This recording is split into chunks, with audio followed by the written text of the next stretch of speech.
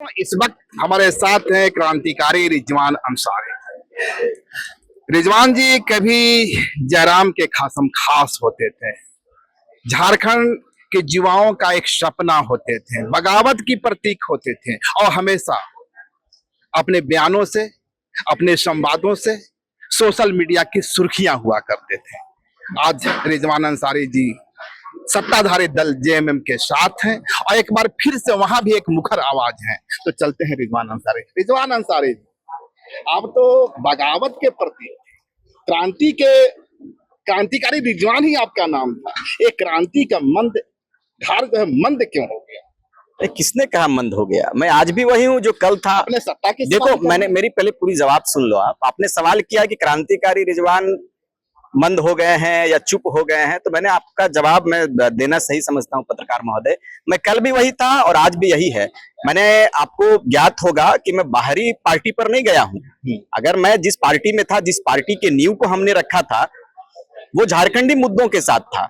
आज मैं जिस पार्टी के साथ में हूं, इनका बड़ा इतिहास रहा है। आदरणीय दिशोम गुरु एक बड़े व्यक्तित्व का नाम है, एक बड़ा परिचय है। आदरणीय दिशोम गुरु शिबू सोरेन जी, जिनके अर्थक प्रयास से, जिनके कई एक संघर्ष के गाथा हैं, जिनको आप पढ़ेंगे तो शायद महीनों लग जाएंगे, उनके गाथा को पढ़ नहीं पाएंगे। तो मैं उनके पार्टी में हूं और उनके पार्टी का एक सिपाही हूं और इस पार्टी ने कई एक आंदोलन को इन्होंने अंजाम दिया है। तो कहीं ना कहीं आप समझ सकते हैं कि जिस पार्टी में मैं था और अभी जिस पार्टी में हूं, इसमें आसमान जमीन की फर्क है। ठीक है, मैं पार्टी से हटा हूं विचारों के साथ। जब विचार आदान प्रदान नहीं होते हैं, जब विचारों का एक आप कह सकते हैं कि पथ अलग हो जाता है, तो मुझे लगता है कि एक बेहतर पथ की तैयारी में करनी चाहिए। राज्य के हित में, अपने जनमानस के हित में, जनता के हित में और जनमानस के मुद्दों के साथ में जिस पथ का आप सृजन करते हैं, अगर बेहतर पथ हो तो उस पथ को चुनना चाहिए। मैंने झारखंड मुक्ति मोर्चा के पथ को चुना है और आगे भी इस पथ पर चलता रहेंगे। मेरा सवाल इसलिए था कि आप जब तक जेएमएम के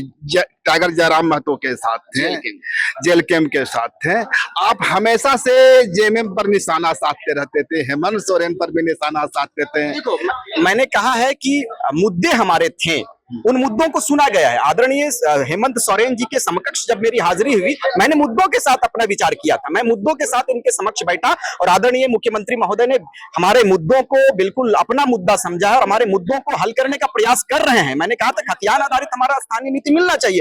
ये बिल्कुल सजग, ये बिल्कुल तैयार है और हम लोगों ने, हमारे पार्टी ने, झारखंड मुक्ति मोर्चा ने मेरे आने से पहले भी प्रयास किया था। तो आप मुद्दों को देखो, हमारे मुद्दे के साथ झारखंड मुक्ति मोर्चा बना हुआ है और आगे भी इस राज्य की माटी के हित के लिए, इस राज्य के जनमानस के लिए, इस राज्य की जनताओं के लिए आदरणीय हेमंत सोरेन जी बिल्कुल तैयार है और हेमंत सोरेन जी की अगुवाई में चौमुखी विकास को हम लोग अंजाम देंगे और झारखंड में विकास की नदियां नहीं, विकास की गंगा बहेगी। आपके जवाब से दो सवाल उभरते हैं।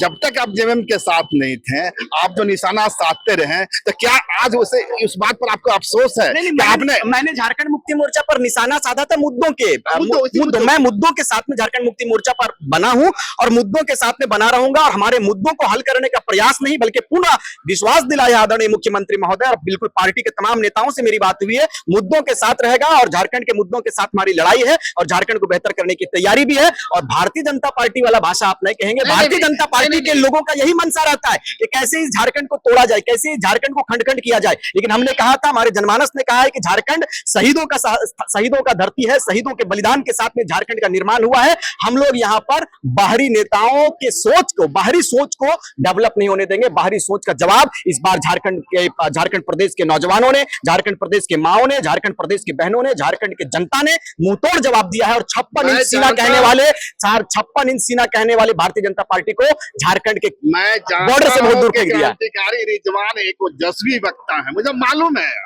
आप अपने वक्तव्य से मेरे सवाल को टाल रहे हैं। मेरा सवाल है कि जयराम महतो में क्या डिक्टेटरशिप नजर आया?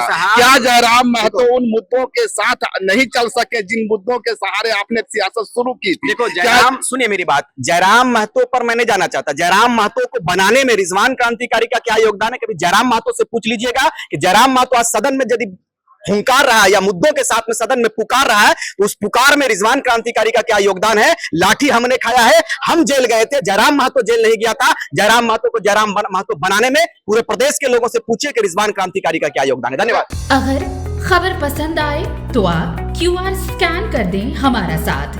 आपका एक छोटा आर्थिक सहयोग है हमारा बड़ा हौसला। द भारत मित्र, बुलंद भारत की बुलंद तस्वीर।